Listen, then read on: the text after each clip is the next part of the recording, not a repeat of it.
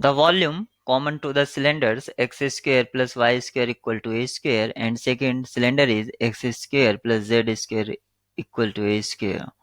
We have to find common volume of the cylinder, and first cylinder is x square plus y square equal to a square. Suppose this is cylinder x square plus y square equal to a square, and this is another cylinder x square plus z square equal to a square.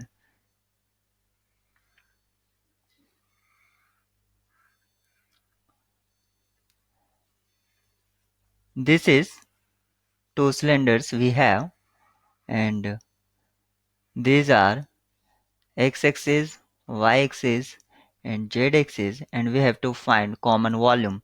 Means this is the shaded portion, required common volume.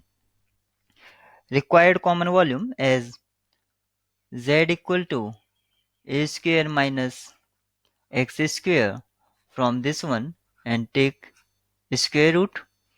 So its volume or required volume V will be,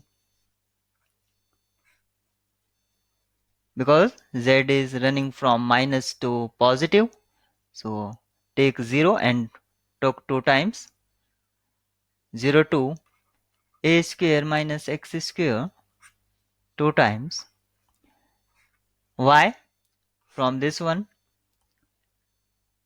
y equal to a square minus x square and square root.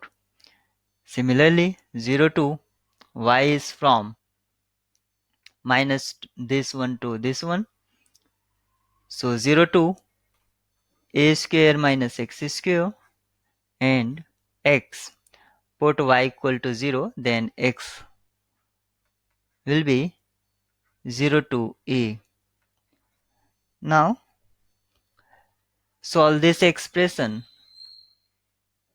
and you will get 16 upon 3 a cube.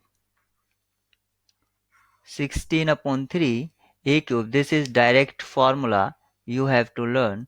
Otherwise you cannot solve this problem within 2 or 3 minutes, because this problem is lengthy problem and exam is time bound. So always try to learn this formula 16 upon 3 a cube, and in exam value of a may be given or directly can be asked by formula notation. Means option A 16 upon 3, 16 upon 3 a, option B 16 upon 3 a square, option C is 4 upon 3 a, and option D is none of these. This type of problem can be asked in this way. So direct remember this point and try to solve problems if radius is given to us. So directly put radius here and you will get the solution.